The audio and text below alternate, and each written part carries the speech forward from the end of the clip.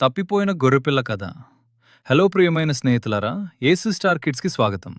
ఈరోజు మనం యేసయ్య చెప్పిన ఒక చక్కటి కథను విందాం. అదే తప్పిపోయిన గొర్రెపిల్ల కథ. ఒకప్పుడు ఒక కాపరి దగ్గర 100 గొర్రెలు ఉండేవని యేసయ్య చెప్పారు.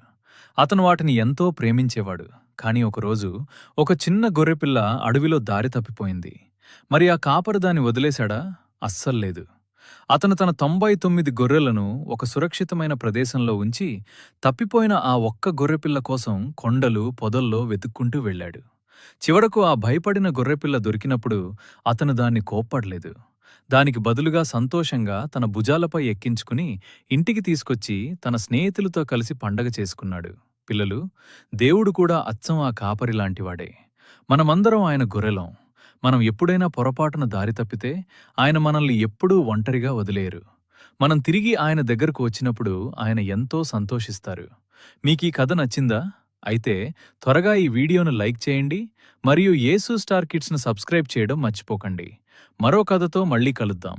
Bye bye.